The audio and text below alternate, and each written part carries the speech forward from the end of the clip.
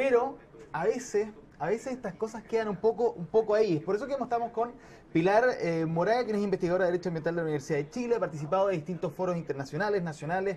Tú también, por supuesto, profesora, pero vas a ser parte de una, digámoslo así, también reunión, pero que se va a mantener en el tiempo a propósito de las otras que hemos tenido y de cómo ir avanzando, cómo proyectar lo que se ha decidido en el mundo a propósito del medio ambiente, donde Chile también es parte. ¿Por qué es tan relevante que una académica como tú sea parte de una cosa así? ¿Y qué es? Cuéntanos tú, mejor dicho, para entenderlo bien.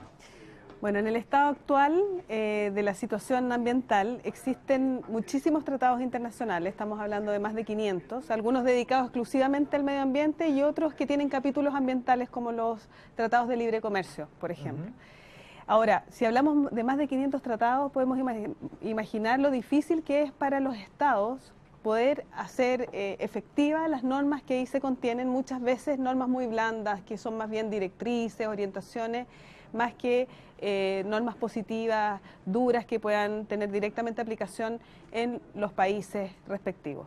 Y es por eso que luego del Acuerdo de París, el exministro de Relaciones Exteriores de Francia, que condujo las negociaciones internacionales para la firma de este acuerdo, que tuvo lugar en París en diciembre del 2015, y que hoy es presidente del Consejo Constitucional de Francia, decidió generar una red internacional de juristas para la formulación de un pacto global que sería presentado por una coalición de estados a la Asamblea Nacional de Naciones Unidas.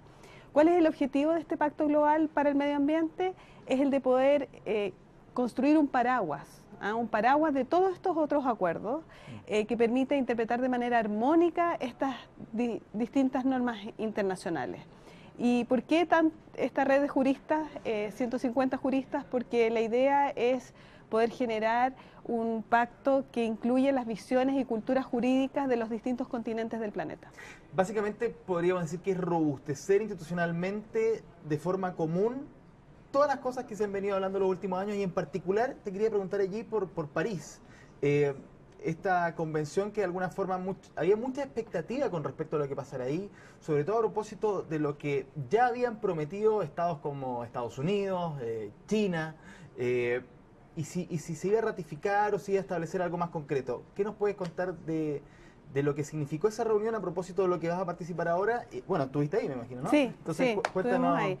Bueno, lo que va a significar es permitir dar coherencia y fijar prioridades, porque en esta nube normativa que existe necesitamos fijar cuáles son las metas y cuáles son los objetivos principales. Y en esto se ha iniciado un primer trabajo que es definir, en relación a los principios de Río, de la Declaración de Río de 1992, cuáles son los principios más relevantes o a cuáles les debemos dar prioridad o qué contenidos debemos definir. Y ahí estamos hablando de democracia ambiental, acceso a la justicia en materia ambiental, participación ciudadana en todos los procesos y tomas de decisiones ambientales, acceso a la información, pero también estamos hablando del rol del Estado, de la definición de políticas públicas, de la orientación del modelo económico que decide cada país y cómo se van a comportar también los privados en esto, y la incorporación de principios como que el contamina paga, el principio preventivo, precautorio, etcétera.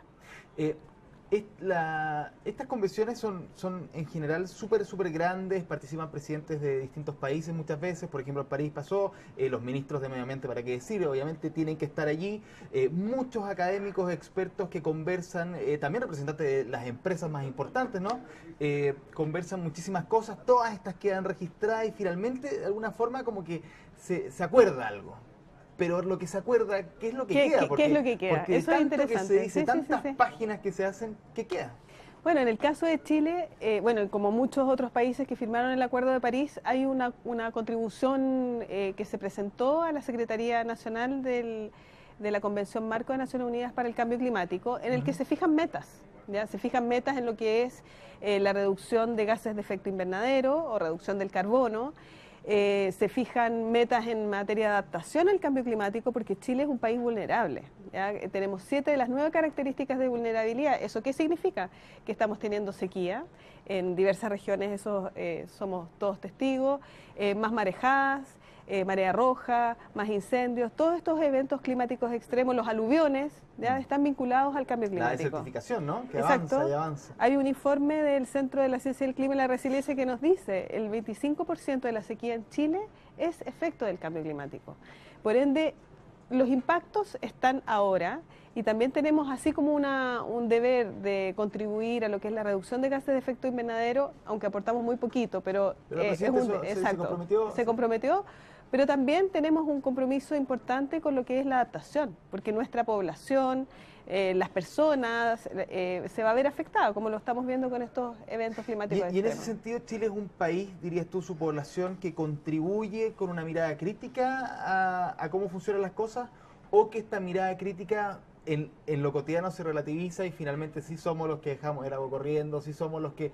Porque algunos hablan de reciclaje y otras cosas más, pero esto en general tiene que ser una actitud completa de todas y cada una de nuestras acciones, ¿no? Eso es muy relevante lo que tú nos dices, porque aquí todos los actores son relevantes. El Estado tiene un rol muy importante en la orientación de los comportamientos, pero también las personas, las empresas privadas, las comunidades, los municipios, las regiones, etcétera. Todos tenemos un rol que cumplir.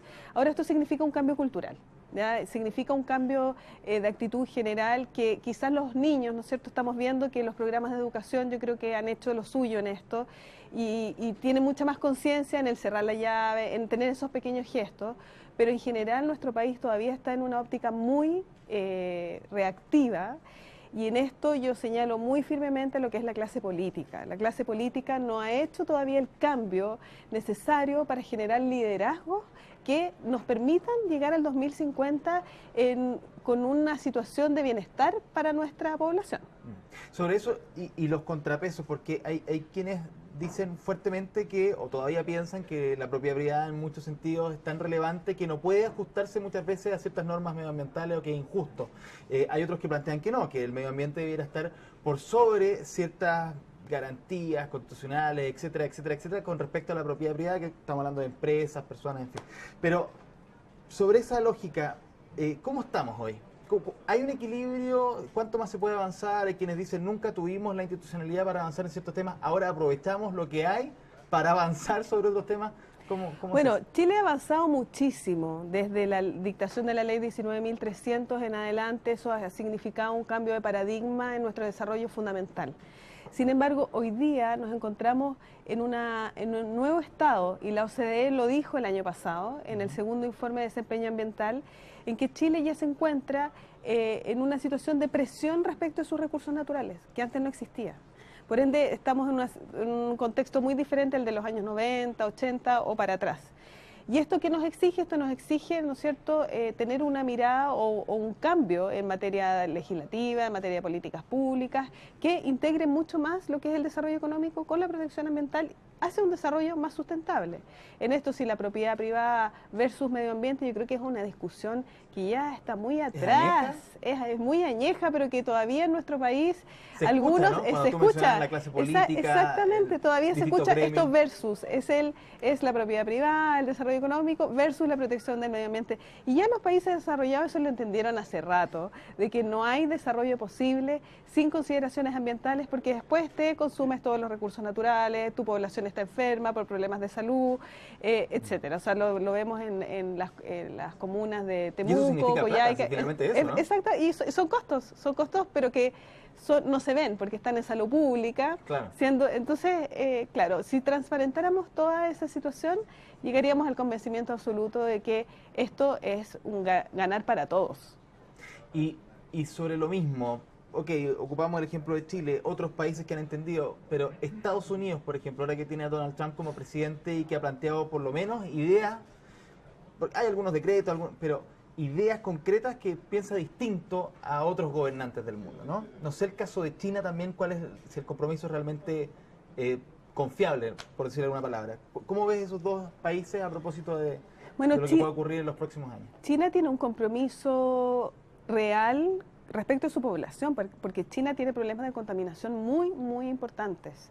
Y ellos han hecho un gran esfuerzo y un gran trabajo en esa materia, que bueno, si uno lo ve en su contexto, es un país enorme, con una gran cantidad de población y efectivamente han avanzado, pero quizás no como quisiéramos en ese sentido.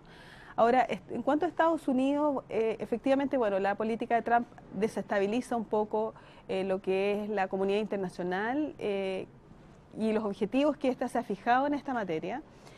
Sin embargo, hay que relativizar porque Trump afirma que las políticas que él ha adoptado en torno a disminuir el presupuesto de medio ambiente en ese país, en cuanto a dejar sin efecto la política energética de Obama, tienen como principal objetivo la promoción del empleo y la economía, y eso es falso. O sea, efectivamente el ir hacia una economía verde en muchos países ha significado absolutamente lo contrario: generación de empleos, mejoramiento de las economías locales.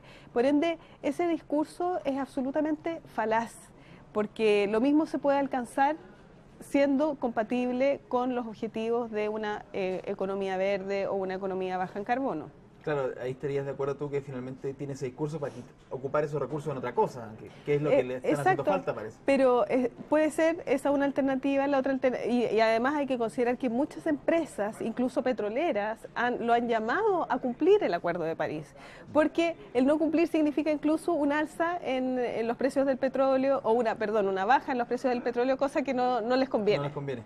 Ahora, pero ¿es posible que un país como Estados Unidos no cumpla finalmente lo que se acordó en París y lo que ustedes también van a generar a propósito de esta red? Porque si Estados Unidos, voy a inventar un poco, si Estados Unidos se cae el acuerdo, Estados Unidos un cuarto de lo, ¿o no? De lo que se emite en términos de carbono. En efecto, bueno, el Acuerdo de París tiene una particularidad en lo que es el derecho internacional, porque es un acuerdo multilateral. ¿Ya? Naciones Unidas siempre ha propendido a lo que es el multilateralismo, que sean todos los estados los que se ponen de acuerdo y que tengan obligaciones comunes. Pero además tiene compromisos unilaterales de parte de los estados, que cada estado presentó sus metas particulares en función a sus propias capacidades. Entonces, el cumplimiento del Acuerdo de París depende mucho también de este compromiso real de los estados de hacer efectivos estos compromisos unilaterales que presentaron una vez ratificado el acuerdo. Y peor aún, porque si juntamos todos los compromisos unilaterales que presentaron los países en una primera instancia, estamos llegando a los 4 grados de aumento de la temperatura global. O sea, por eso que el mismo acuerdo establece la obligación de revisar estos compromisos unilaterales cada 5 años para ir hacia la ambición.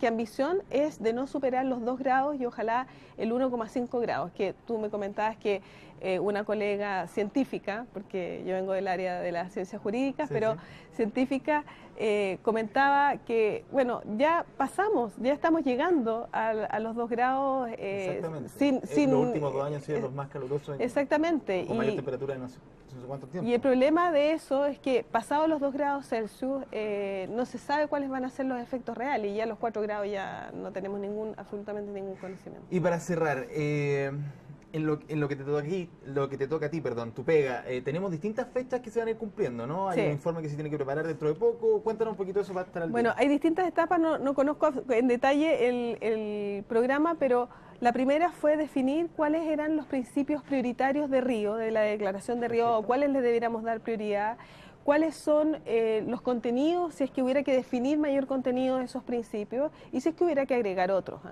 Del 92 a la fecha, bueno, ha transcurrido harto tiempo y el estado de medio ambiente también ha cambiado mucho.